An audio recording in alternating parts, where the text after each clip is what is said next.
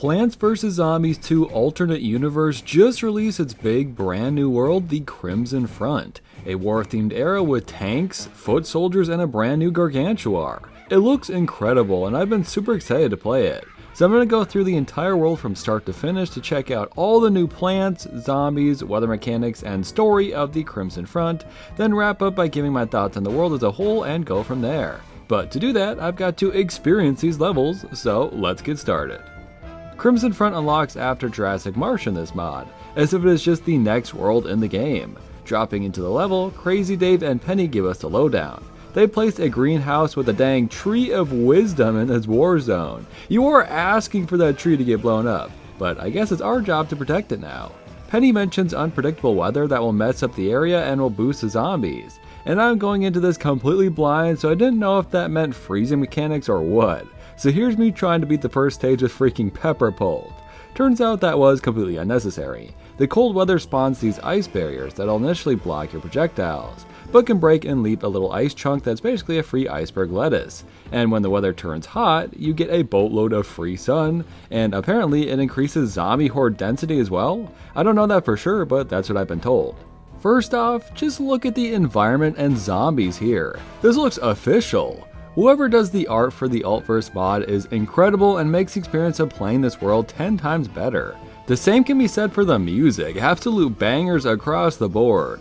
I was whistling along to each song as I played, and I'll have the link to the music in the description so you can check out the artist. In this first level, it is as simple and easy as it's going to get. We can check out all the new basic zombies, with the toughest being this marine steelhead. It's been a while since I played this mod. I've actually been playing a ton of vanilla PvZ2 recently, so needless to say, I was wholly unprepared for even the slightest bit of difficulty. And I lost some lawnmowers, but survived. Guys, I know that's bad. This is the first level, but I promise I beat this whole world with some fun strategies, I promise. For beating this stage, we got our first new plant, the Skyshooter, who we'll check out in a second here. Crazy Dave and Penny let us know about the radio that will signal the weather status as we play, and these new nurse zombies. It's a really great idea. It'll throw syringes down to heal nearby zombies. You have to attack them quicker than they can be healed, or just destroy the syringes. It's a new type of challenge I had to quickly adapt to, but the Skyshooter is a great help with that. It'll attack at a normal pace on its own, but when activated it rapid fires, so it could potentially kill a zombie before it has a chance to heal. The downside is this tires the Skyshooter out and you have to wait to use it again. I started out trying to have Colonel Polt and Skyshooter as my main attackers, eventually building to Citron if possible. But I struggled. There were so many nurses and syringes, the zombies just wouldn't die. Since we're early on, I still almost won, but just a few zombies ruined the run. So I brought in Coconut Cannon rather than Citron, who's cheaper and does some splash damage, and it went so much better this way. They're great for this level, and suddenly we went from losing all lawnmowers to losing none. That's what I like to see. Beating the stage, we find one of Dr. Zomboss's journals. Obviously, I'm not going to read someone's diary normally, but I am perfectly and morally okay with snooping on Zomboss. I'm completely unfamiliar with the lore of Altverz, but the journal seems to note Zomboss's discovery of the ancient Egypt key, possibly taking place before the time travel events of the game. On day 3, we get a new tracker for storms and wind. Wind is easy, it just makes zombies faster. There's strong wind and normal wind, I suppose, but that's pretty self-explanatory. The storm creates these red and blue tiles. The electricity that shoots out from them beefs up the zombies. The bigger, the tankier. The blue tile only boosts zombies in that lane, while the red one has a 3x3 effect. I took the corn out of our arsenal for this stage, and I'd argue things went even better. It's just tough to beat the splash damage of my Coconut Cannon. Now we get our next new plant, the Dill Sergeant. This guy boosts its surrounding plants, increasing their projectile damage. I decided to try it out on the Skyshooters, of course, and just a basic repeater. They were plenty strong to hold off the zombies. We also start to see the weather conditions mix, but they can only mix hot or cold with rain or wind. Rain and wind can't appear together, nor hot and cold. The landmine zombies start appearing as well, which aren't a problem yet, but trust me, they'll be a nuisance in no time. At the end of day 4, we find a frozen journal with a coded language that needs some help to decipher. I was not ready for the surprise of day 5, Zombotany, featuring classic pea shooters and walnuts as well as Skyshooters, who are horrifying when they start rapid firing, and the Squash, who can insta-kill any plant, or even Fat Beet, who seems decently defensive and can damage all nearby plants. I started out trying to get my defense ready, but by the first wave they had wiped out everything. And without any sun, I really couldn't last much longer. Skyshooters weren't helping me enough, so I took a more classic approach to the stage. Repeater, bok choy, and a couple wintermelons when I could afford them. They held strong all the way through, and only on the final wave, thanks to the storm, a walnut zombie managed to protect his friends all the way to the end. Just before they took out the lawnmower, I earned enough to cherry bomb them out of there. New plant time! Who's it gonna be? The Parawhin, that's who. I have no idea how to pronounce that, what real-life plant it's based on, but I do know what it does in gameplay. This is a defensive plant with the bonus ability to tase nearby zombies. This does a little damage, but more importantly, it stuns each zombie it hits for a couple seconds. The more it's damaged, the faster it will attack. You want zombies to take bites out of this thing. I love that idea. Also, I looked it up, this is what a win is. Apparently it's a plant known for its resilience. Brilliant. In terms of zombies, we get the foot soldier. Of course he's here, it'd just be weird if he wasn't. He just throws little stink clouds in front of him, obstructing your view. Like I said before, the real threat is landmine zombies, who will blow up your defenses before you can even react. I decided to go in with all the new plants I have, just to see how well they work together. Skyshooter is surprisingly my least favorite of the trio, and the only reason it could be our main attacker is because of the help Dill Sergeant and Parawhin provide. As we unlock our next plant, Penny deciphers the hidden message, meaning we can now piece together the alphabet of this coded language and read the next few codes we will receive.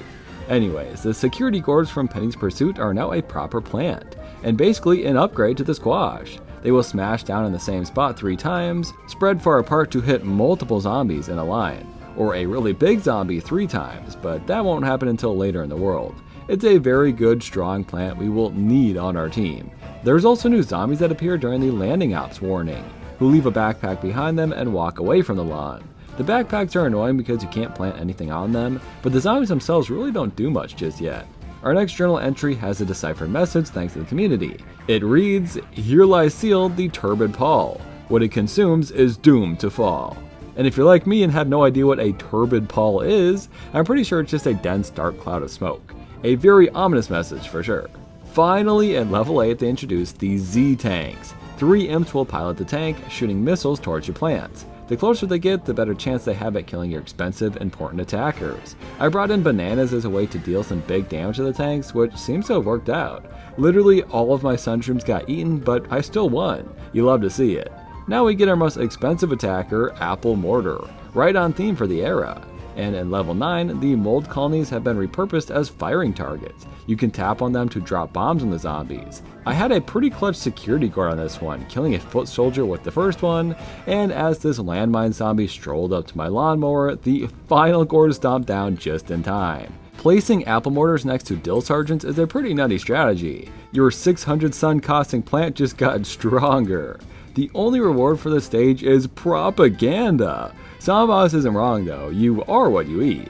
Finally, Zomboss drops in to taunt us before we begin our massive attack without lawnmowers and a conveyor belt stage. We have all our new plants as well as rutabagas for some reason. They're a pretty big help though, and we take out everything, even the new gargantuars with their grenade imps. At the end, this weird device appears, counting down to a time skip that removes all my plants and drops the modern day key in its place. If that's not a teaser for what's to come, I don't know what is. The game drops us into this weird spring bean never-ending stage, but we ain't done. That's the halfway point, and all of the real challenge of this world has yet to be faced. For example, the gas mask zombies, immune to all negative effects like being frozen or poisoned or even stunned by the Parawhin. They just walk through everything, and that is a dangerous zombie to face. Anyways, already on the first stage of the set of levels, I struggled hard. I placed as many Skyshooters as I could, but the ice chunks on the stage blocked them way too much. I needed someone strong to break the ice, and my first thought was Citron. I actually haven't played a ton of Altverz, so most of my plants just come from the worlds I played. That limits my options, but thankfully, someone like Citron is actually really great for this world. Combining them with Skyshooters made this level a breeze. I easily destroyed enough ice and protected my lawnmowers to the end. And as a reward, we get Carrotillery, a plant from PVZ2 China who again is very on theme for Crimson Front. I didn't use this plant much, to be honest. I prefer Coconut Cannon personally, but it's a similar idea. It launches some carrots down the lane when activated. The weather effects are completely unpredictable and extreme from here on out, which is a problem when we have a Dill Sergeant to protect. I tried going back to my repeater Skyshooter strategy from before, but I felt a little overwhelmed when 2 tanks started gunning towards my endangered plant. I tried again, placing my sun producers in the back and making it a bit further, but still, my pumpkin wasn't strong enough to hold back the tanks. Next, I tried Citron to replace the Skyshooter, but big shocker, 3 tanks overpowered me. Otherwise though, this was my best try yet, and with some better planning, well-timed security guards, and just enough sun to replace my pumpkin at the end, I finally bested this stage. It took me quite a while, I won't lie. And as a reward, here's our next journal. It describes the shadow corrector we saw at the finale. The lore of this is so cool, way more interesting than the basic PvZ2 story. On our next day, we get a whole new concept with these turrets. If you attack them enough, they will fire at the zombies. But if the zombies attack one, it'll turn back on you. The entire level is switching back and forth, and they're extremely dangerous to have shooting at your weak sunflowers or pea shooters. They also give you a little hint to use celery stalker, which is a good idea. They can switch these things around very quickly. The only problem is they can't hurt a zombie who is eating the turret until it finishes the job. For some reason I tried Primal Pea Shooter, which was never great and especially not helpful when I saw a Weasel Wrangler stroll on stage. So I channeled my inner Zack Scott and brought out the Lightning Reeds. I thought maybe they'd be good for the turrets and the weasels. Turns out, they sucked at both. I've never felt more like Zack Scott than when I was staring at the screen. I had tried a lot and I finally had a good idea. Spikeweed. The turrets are almost like defense in a way, since the zombies stop in front of them.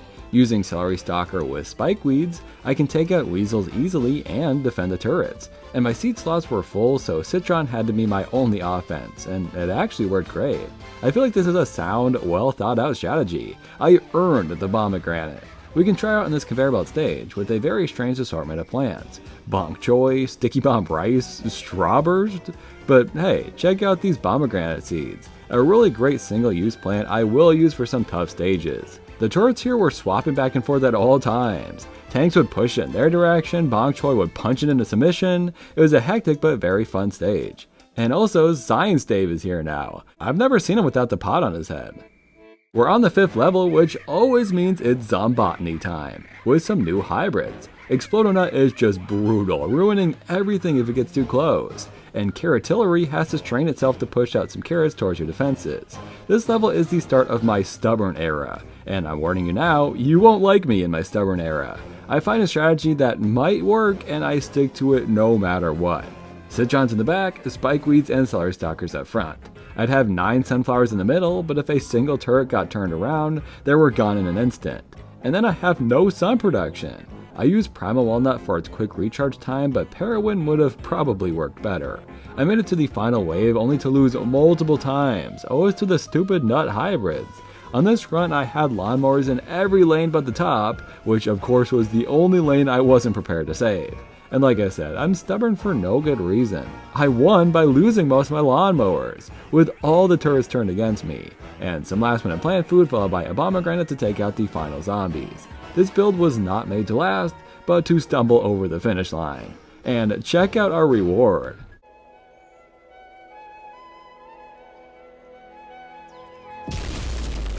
That's gotta be the greatest Endless Mode animation ever.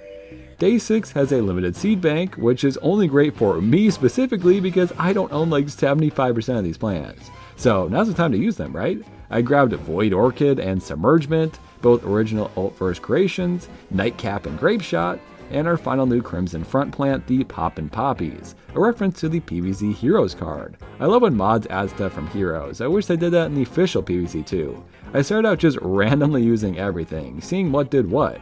Submergement is fun, Nightcap works differently in this mod, and Void Orchid does something. We somehow made it to the final wave, but with nothing left. So this giant horde just walked right on through. But the important thing is, I learned, and here's my genius time. I replaced Submergement with Hocus Crocus, and I would have honored Zack Scott by bringing in Banana Launcher too, but it wasn't available sadly. Anyways, what Void Orchid does is it replaces a zombie with a void, which acts as a sweet potato essentially. Zombies will be attracted to it and it provides defense. It even counts as a plant, meaning we can use Poppin Poppies on it. This plant can only be played on defeated allies, so either a dead sunflower or these voids, and once it's placed it provides free defense. So I pile up sunflowers on the sides and the middle, get a big attacker to protect the Void Orchid, and let the magic happen. Unfortunately, Nightcap has been nerfed pretty hard, so she wasn't the answer. But Wintermelon is a worthy substitute. And if you just spam Hocus Crocus and multiple Void Orchids, you have just created an unstoppable, unbreakable line of defense. Using Grape Shot to take out tanks and stuff will just make the process much easier, and it'll kill a bunch of extra zombies because Hocus Crocus clumps them all together. Boom! Free broken strategy. Go ahead, steal it and use it forever. You're welcome. For me, the only plant I got out of this was Poppin Poppies, our final new plant. Level 7 is a fun little conveyor belt stage, where at some point you have to fill a horizontal row with plants. I always just did it right away, get it done. And yes, I said always because unfortunately this took me like 3 tries. On my second one I felt fine, Poppin Poppies were everywhere, and then my game crashed. So I'll do it all again. The conveyor belt levels always have the weirdest plants. Spring bean? Electricity? Holy shit! Anyways, we have our final glitched out journal. I'll read out the secret message for you. To date, all attempts have unfortunately yielded little to no result. It appears that without some form of brute force, matter within the fields cannot interact with that found past the Gardener's null point, as proved by theoretical physicist Liam Hatchick in his book Theoretical Approach to Timeless Fields and Their Nature. Not the most exciting message, but decoded nonetheless. Look, I'm really embarrassed about this next level. I had a good team, things were going so smoothly, and all the while I did not even notice the timer in the bottom. I promise I'm not brain dead, although the allegations are getting quite hard to deny as more and more evidence unsurfaces. But I did eventually understand the gimmick of this world. This planar defensive stage lets us bring in sunflowers, as we'll need to generate sun to place an apriclock. There's an overall level timer of 8 minutes and a death timer that's only 2 minutes. You have to keep planting apriclocks to stall it out, while also having enough sun to keep placing defenses. I had a round where I just waited until the last moment to start using the clocks, and I stalled out at 3 seconds for as long as I possibly could. But I ran out of sun right at the end, and the timer ran out.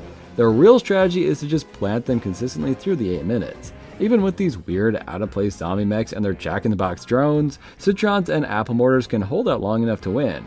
Thankfully the timer wasn't 8 minutes and 30 seconds, or that bottom row would have been a goner.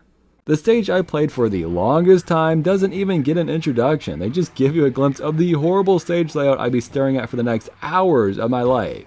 The second to last stage is a Trample the Flowers level, with tanks and gargantuars and worst of all, landmine zombies. We have a lot to unpack. This level took me forever, so just bear with me or skip past it, your choice. So right off the bat, you get no break. The first zombie just cruises in, ready to trample. I took it out with a potato mine, but you just have no time to breathe.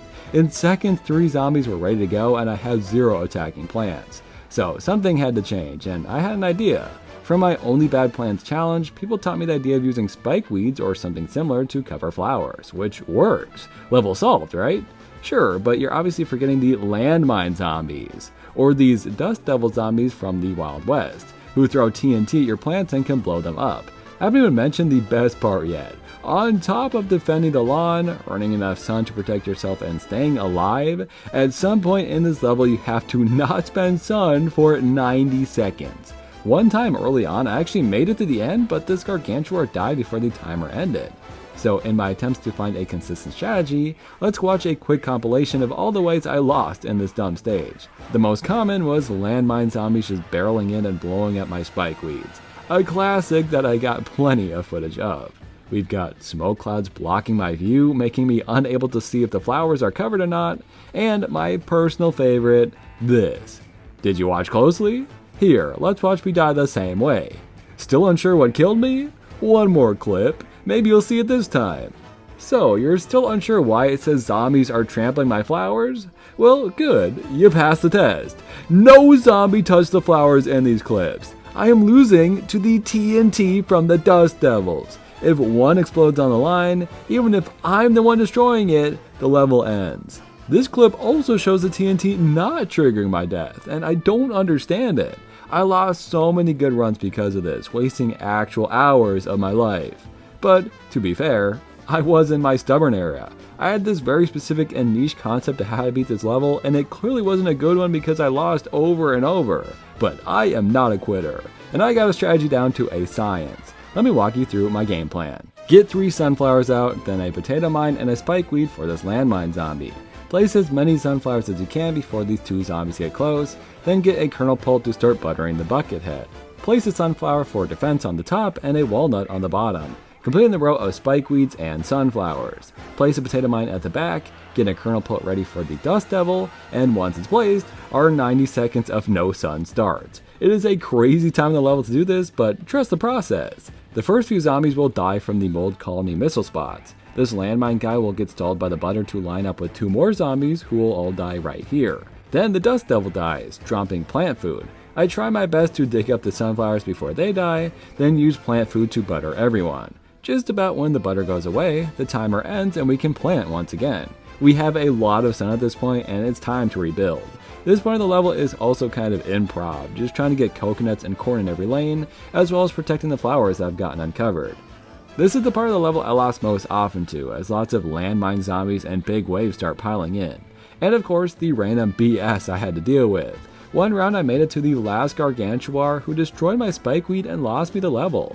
But finally, I had plenty of cannons and nearly died on the bottom, just saving it with some plant food, but that top row was not so easy. But thanks to day 30 of modern day and my only bad plans video, I knew what to do. Dig up all my useless plants, fill the lane with corn so he's consistently stalled, and blow that sucker up. I'm not kidding, I played this level for hours doing the same thing over and over before I finally won. It was 3 AM when I finally beat it. I guess I was right, I knew the strategy was possible, but was it worth it? What did it cost me? Everything, dude. Everything. The whole world was against me in my attempt to beat the stage. On one of my good rounds, the power went out, turning my computer off instantly. In the end, I wonder if the developers even realized the level could be beat this way. Well, now you do. We have just one ominous note left to read before the final ultimate showdown. All weather effects at once, all zombie types here to fight, and even 3 turrets just to spice things up. It did take me a couple tries to figure out what was needed for me to win, but since we went so in depth on the last one, let's just cut to the winning solution. Bringing in as many of the world plants as I can, and keeping as many flowers alive as possible, we start to plant apple mortars as our main offense, using Parawhin as defense, and pomegranates, cherry bombs, or security gourds for taking out tanks and gargantuars. Tanks are the most dangerous because if they kill an apple mortar, you are just done. Each one of these plants is crucial to your success. We need something to defend the flowers, and Parawhin can block the turrets, becoming stronger as they take damage. We need apple mortars to deal constant damage, and especially for their plant food. And like I said, tanks and gargantuars will quickly ruin a round, so killing them ASAP is a must. Just like before, with the last 2 zombies remaining, I dug up some of my plants to afford what I needed to save my lawnmowers, killed this final giant tank, and collected my trophy. That's right, I just beat Crimson Front. And apart from the level I chose to make frustrating, it was a real blast all the way through.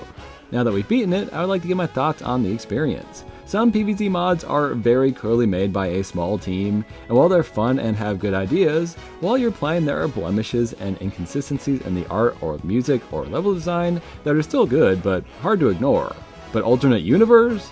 This game is on a completely different level. At no point while I was playing I felt like things were inconsistent. Nothing took me out of the experience. Nothing caught my attention and reminded me that this is in fact made by a small, dedicated team. This world feels professionally and perfectly executed in all aspects. Art, music, level design, even the dialogue is on point. In fact, most of the time it was better than I could have anticipated. This world surpasses my enjoyment of the majority of official PvZ2 levels, which of course is helped by the much longer and more difficult levels of Altverz. In the end, you aren't playing a new world in PvZ2. Crimson Front could not exist in any other version of the game, and it is by far the greatest custom world I have ever played. The weather mechanics are something that can be the gimmick of an entire mod, and it's been fully created for just this single world. A complete set of plants and zombies with brand new ideas that can now go up against each other plant and zombie already in the game? Do you have any idea how many issues can arise from that? How much work must go into balancing this stuff?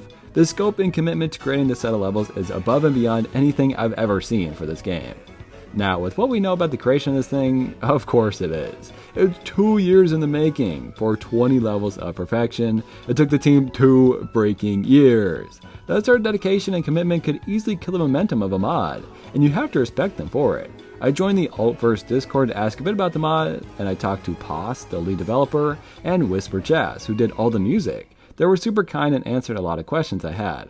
For example, a war theme is a pretty touchy subject, so their goal is to make it completely unique. The environment is very extreme, and the zombies' attire is not specific to any army or real events. The time period is still generally in the 1930s, including the music inspiration, but not actually based on a real-life war. I think that's how it should have been handled, and probably would have been handled if official.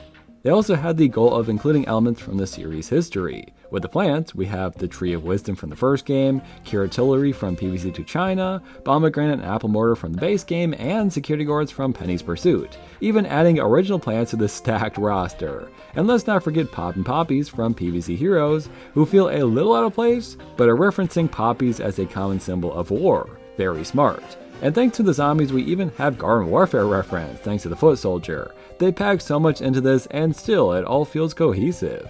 Paz had one last thing to say, and I'll be paraphrasing here, but I think it deserves repeating. It's not easy building an entirely new world from the ground up, and it's especially difficult to do it well. And there may be other war-themed worlds made for Plants vs. Zombies in the future, either through mods or in PvZ2 China. But Crimson Front will always stand out for being as original as it can be. The specific aesthetic they've gone for here, the weather conditions and level mechanics, they're unlike anything we've seen yet, and that will make Crimson Front an important, unforgettable addition to the world of Plants vs. Zombies modding forever. There is a new golden standard. Altverz has gone above and beyond, and I really hope it inspires more unique worlds for mods in the future. Which I know are huge undertakings and an impossibly difficult challenge, but after Crimson Front, I am just excited to see more. Thank you all for watching. I hope this video was entertaining and maybe inspired you to try the mod out for yourself. I'm sure most of you have already. If not, I'll link the trailer to the mod in the description, and always be mindful of the things you download from the internet. Just because I've shared it does not guarantee it's safe, so just be mindful of the things you download. That's just generally good advice you should always take. Anyways, I don't typically make videos like this, so please let me know what you thought about it. If you want to see me cover more updates to mods or games in the future, just let me know. I was particularly excited for this, that's why I decided to try it. I'm currently working on my next PvZ2 challenge video, and it should start going up on Patreon in late August. I will make a community post when it's ready. Thank you to my members Patrick Bayerjan, Keep, Jet the Legend, Cheaper Ying, Test Monkey, Callum Ford, Perskib and Enter Checky, Timur Kurnov, Aaron the Ghoul, Freakish Smile, Geminot, Lewis, Lavatane, Bright Streak, Dante, Skibidi, MGR Damadan, Einerjar, Jonathan Biscoff, F. Berg Ukar, Yasin, OK, Mirai, Sleepy Boy 74, A-Train, Gall Guy, Green Man Yeah, and McCrazy. So, have we cracked the lore of this mod yet? Is Zomboss like a god now? Is this evil opaque smoke the thing that turns people into zombies? And just who is Science Dave?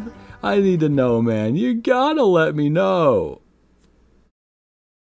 As proved by the theoretical physicist Liam Hattrick in his book Theoretical Approach to